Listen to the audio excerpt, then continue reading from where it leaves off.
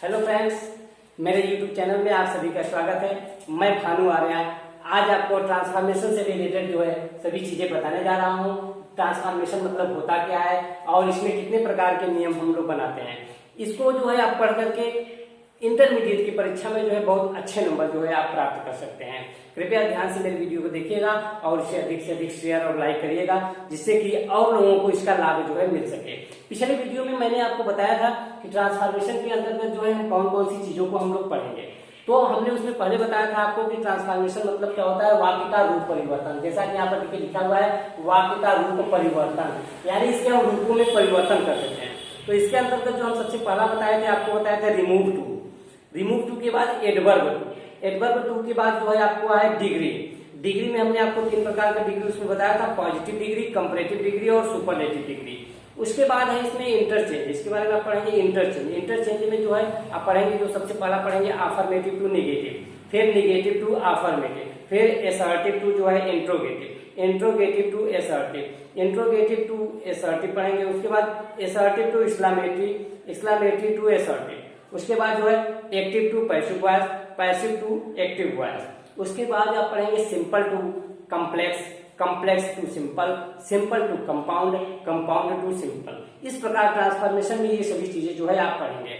आज के टॉपिक में मैं आपको जो सबसे पहला है आपका है रिमूव टू। आज मैं आपको रिमूव टू के बारे में बताने जा रहा हूँ कि रिमूव टू क्या होता है या किस प्रकार से इसके रूपों में हम परिवर्तन करते हैं। जैसा कि इसके रिमूव मतलब होता है हटाना।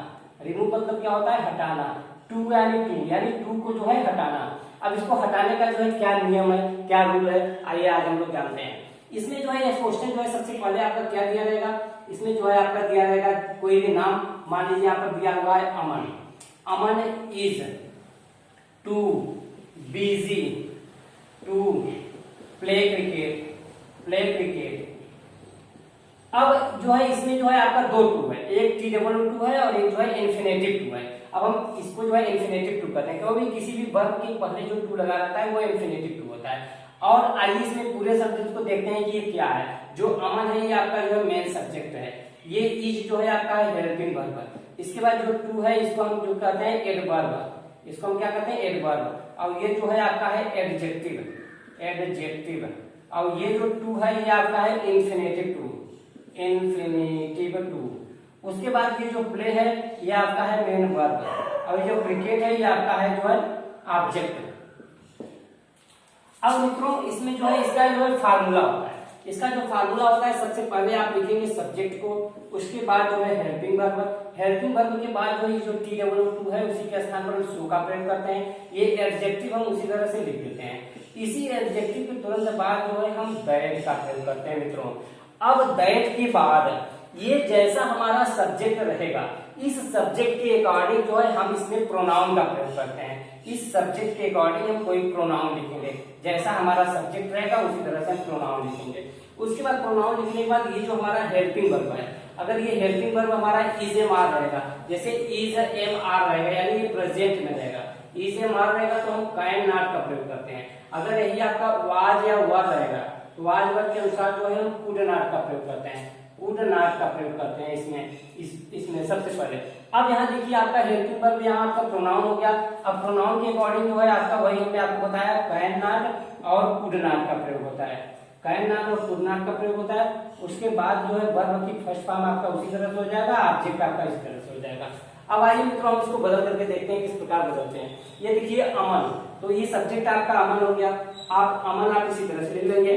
फिर कह रहा है हेल्पिंग वर्ब, हेल्पिंग वर्ब आपका क्या है इज है, तो इज को आप इसी तरह से लिख लेंगे। उसके बाद कह रहा है टू, टू के स्थान पर हम क्या लगाएंगे सो लगाएंगे।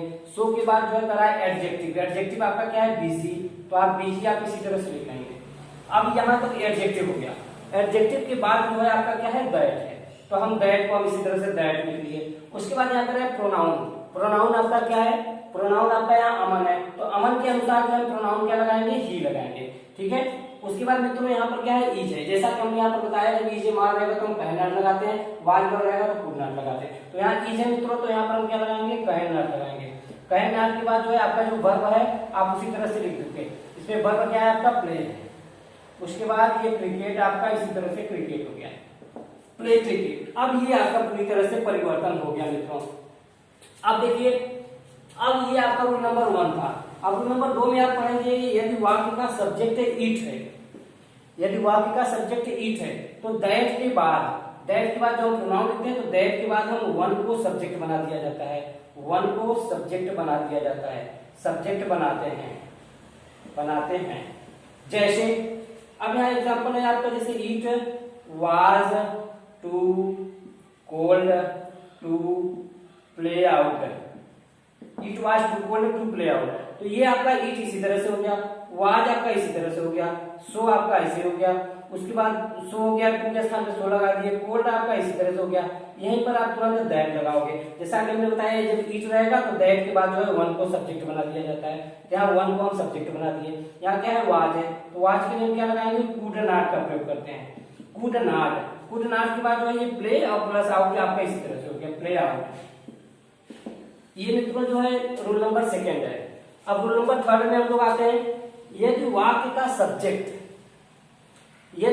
का जो सब्जेक्ट होता है यदि वह आपका नॉन लिविंग है, ठीक है, नॉन लिविंग है यानी निर्जीव है, तो दैट के बाद जो है हम इट